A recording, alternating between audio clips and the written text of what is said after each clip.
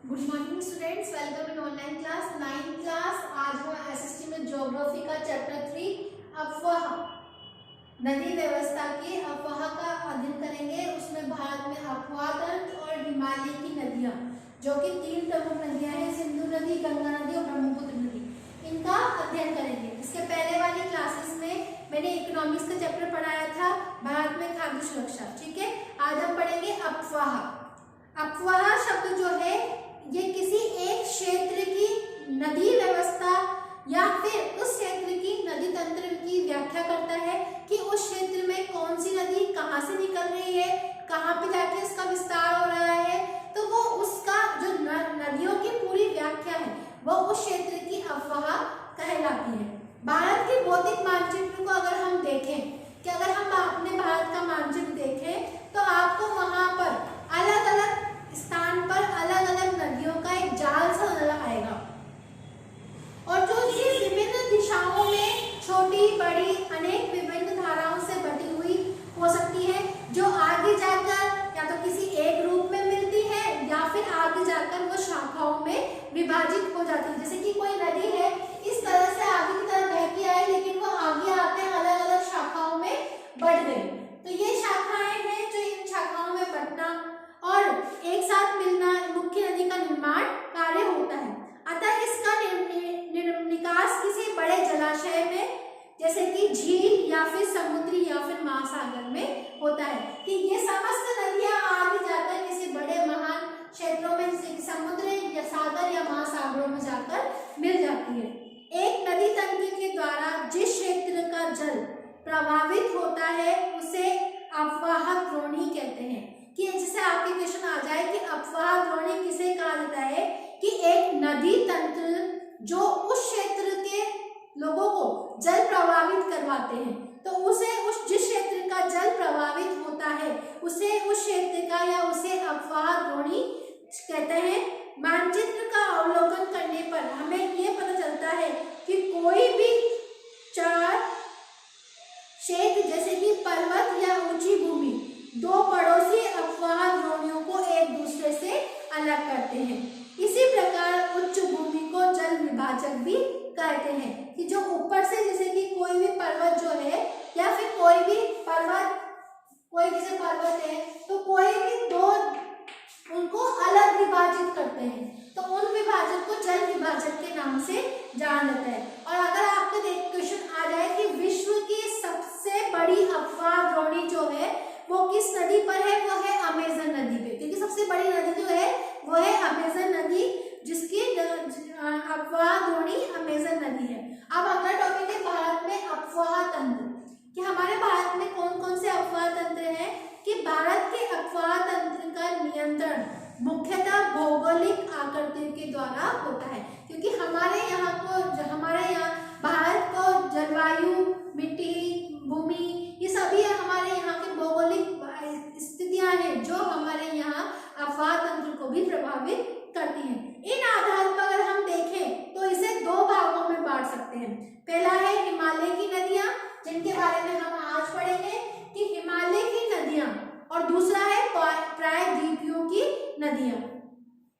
भारत के 2 मुख्य भौगोलिक क्षेत्रों से उत्पन्न होने के कारण हिमालय तथा प्रायद्वीपीय नदियां एक दूसरे से भिन्न हैं। हिमालय की अधिकतर नदियां जो है वो 12मासी हैं। जो हिमालय से निकलने वाली जो नदियां हैं वो पूरे 12 मास बहने वाली नदियां हैं, क्योंकि इनमें वर्ष भर भी पानी रहता है, क्योंकि इन्हें वर्षा के अतिरिक्त ऊंचे पर्वतों से पिघलने वाले जो बर्फ की शीट होती है, ग्लेशियर जो होते हैं, उनके पिघलने से जो पानी आता है वो भी इन नदियों में आकर मिलता है, द्वारा भी जल प्राप्त होता है। हिमालय की 2 मुख्य नदियां हैं, सिंधु तथा ब्रह्मपुत्र नदियां।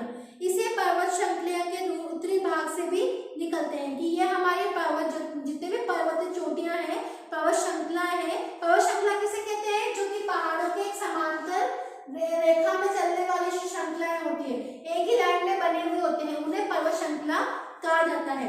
तो उत्तरी भाग से निकलती है। इन नदियों के पर्वतों को काटकर गांजों को निर्माण किया जाता है। हिमालय की नदियां अपने उत्पत्ति के स्थान से लेकर समुद्र तक के लंबे सफर को तय करती हैं और अपने मार्ग से को भी करती हैं और आगे जाके वो अलग अलग शाखाओं में भी बढ़ती हैं और एक फिर आगे जाके वो समुद्रों में गिर जाती हैं। और ये जब ये बहकर आती हैं तो ये अपने साथ साथ भारी मात्रा में से बालू, मिट्टी के कण, पत्थर, इन सबको भी अपने साथ में संवहन करती है। मध्य एवं निचले भागों में ये नदियां विसर्प, निक्षेपण आकृतियों का निर्माण करती हैं। विसर्प कैसे होती है? जैसे सांप की आकृति होती है ना, ऐसे, तो इस आकृति में ये आगे की तरफ आकर इनकी विसर्प आकृतियों का निर्माण करती है और डेल्टाओं का निर्माण करती है। डेल्टा क्या होते हैं कि वो आगे जाके एक इकाई के रूप में आती है और आगे जाके अलग अलग शाखाओं में बढ़ जाती है, तो ये क्या होती है? डेल्टा होते हैं और जो इसी आकृति में विसर्प का निर्माण करती है।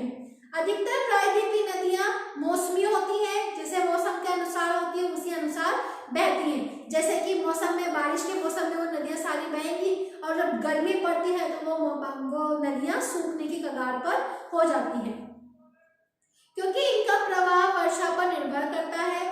शुष्क मौसम में बड़ी नदियों का जल भी घटकर छोटी छोटी धाराओं में बहने लगता है। हिमालय की नदियों की तुलना में प्रायद्वीपीय नदियों की लंबाई कम और छिछली होती है, क्योंकि हिमालय की नदियां तो क्या है, बारहमासी होने के कारण लगातार बहती हैं, लेकिन प्रायद्वीपीय नदियां जो होती हैं वो मौसमी होने के कारण उनके हिमालय नदियों के कंपैरिजन में कम छोटी होती हैं और छिछली होती हैं। फिर भी इनमें से कुछ केंद्रीय उच्च भूमि से निकलती हैं तथा पश्चिम की तरफ बहती हैं। अब हम पढ़ेंगे हिमालय की नदियां, कि हिमालय की जो नदियां हैं वो इन तीन प्रमुख नदियों से मिलकर बनती हैं, जैसे कि सिंधु नदी तंत्र, गंगा नदी एंड ब्रह्मपुत्र नदी। ठीक है, सिंधु, गंगा और ब्रह्मपुत्र हिमालय से निकलने वाली प्रमुख नदियां हैं। ये नदियां लंबी हैं और अपने अनेक महत्वपूर्ण बड़ी एवं सहायक नदियों आकर इसमें मिलती हैं। किसी नदी तथा इसकी सहायक नदियों को इस नदी तंत्र भी कहा जाता है, कि ये खुद की नदियां और इनके साथ में इनके दूसरी आने वाली सहायक नदियां, जिसे नदी तंत्र भी कहा जाता है। अब हम पढ़ेंगे सिंधु नदी तंत्र, कि सिंधु नदी का उद्गम मानसरोवर झील के निकट तिब्बत में है। पश्चिम की ओर से बहती हुई नदी भारत में लद्दाख से प्रवेश करती है, कि पश्चिम की ओर से बह के आती है और इसका सिंधु नदी का उद्गम स्थल कौन सा है? मानसरोवर झील। वहां से ये पश्चिम से बहकर आती है और लद्दाख में प्रवेश करती है। इस भाग में ये एक बहुत ही सुंदर और दर्शनीय गाज का निर्माण करती है। इस क्षेत्र में बहुत सी सहायक नदियां हैं, जैसे कि जास्कर, नबुरा, श्योक, पुंजा इस नदी की सहायक नदी है, सिंधु नदी की सहायक नदियों में गिनता है। सिंधु नदी बलूचिस्तान गिलगित से बहते हुए अटक में पर्वतीय क्षेत्रों से बाहर निकलती है। फिर सतलज, व्यास, रावी, चेनाब और झेलम इनके साथ में मिलकर पाकिस्तान में मिठानकोट के पास सिंधु नदी में मिल जाती है। इसके बाद ये नदी दक्षिण की तरफ बहती है, अतः कराची से पूर्व की ओर अरब सागर में मिल जाती है। सिंधु नदी के मैदान का ढाल बहुत धीमा है और सिंधु द्रोण का 1/3 से कुछ अधिक भाग भारत के जम्मू कश्मीर, लद्दाख, हिमाचल तथा पंजाब तथा शेष भाग पाकिस्तान में स्थित है। और 2900 किलोमीटर लंबी सिंधु नदी विश्व की लंबी नदियों में से एक है, कि इसकी जो लंबाई है वो कितनी है? 2900 किलोमीटर इसकी लंबाई है। सिंधु जल समझौता नदी संधि के अनुच्छेदों के अनुसार भारत इस नदी के प्रक्रम के संपूर्ण जल का केवल 20% जल उपयोग करता है, कि सिंधु नदी का जल है वो उसमें भारत से इसका 20% उपयोग कर सकता है। इस जल का उपयोग जो है पंजाब, हरियाणा एवं राजस्थान के दक्षिणी पश्चिमी भागों में सिंचाई के कार्य करने के लिए भी किया जाता है। अब आता है अगला गंगा नदी तंत्र। गंगा की मुख्य धारा भागीरथी, गंगोत्री हिमनदी हिमानी से निकलती है और अलकनंदा उत्तराखंड के देवप्रयाग में इससे मिलती है। हरिद्वार के पास गंगा पर्वतीय भागों को छोड़कर मैदानी भागों में प्रवेश करती है और हिमालय से निकलने वाली बहुत सी नदियां आकर गंगा में मिलती है। इनमें से प्रमुख नदियां हैं यमुना, घाघरा, गंडक एवं कोसी। यमुना नदी हिमालय के यमुनोत्री हिमानी से निकलती है। यह गंगा के दाहिने किनारे के समानांतर बहती है घाघरा, गंडक और कोसी नेपाल हिमालय से निकलती है। इसके कारण प्रत्येक वर्ष उत्तरी भारत के कुछ हिस्सों में बाढ़ भी आती है, क्योंकि यहाँ इसका प्रभाव क्या होता है, बहुत तीव्र होता है, और जिससे बड़े पैमाने पर बहुत जन और माल दोनों का ही नुकसान होता है। लेकिन ये नदियां हैं जो मिट्टी को उपजाऊपन प्रदान कर कृषि योग्य भूमि प्रदान बना देती है। फिर प्रायद्वीपीय उच्च भूमि से आने वाली मुख्य सहायक नदियां चंबल, बेतवा तथा सोन है। ये अर्ध शुष्क क्षेत्रों से निकलती है और इनकी लंबाई कम है, तो इनमें पानी की मात्रा भी कम होती है। फिर है बाईं और दाहिने किनारे की सहायक नदियां जलके से परिपूर्ण होकर गंगा पूर्व दिशा में पश्चिमी बंगाल के परक्का तक पहुंचती है, और ये गंगा डेल्टा का सबसे उत्तरी बिंदु है। यहाँ नदी दो भागों में बढ़ जाती है। भागीरथी हुगली और दक्षिण की तरफ बहती है, तथा डेल्टा से मैदानों से होती हुई बंगाल की खाड़ी में मिल जाती है। मुख्य धारा दक्षिण से बहती हुई बांग्लादेश में प्रवेश करती है एवं ब्रह्मपुत्र नदी इससे आकर मिल जाती है। अंतिम चरण में गंगा और ब्रह्मपुत्र समुद्र में विलीन होने से पहले मेघना नाम से जानी जाती है।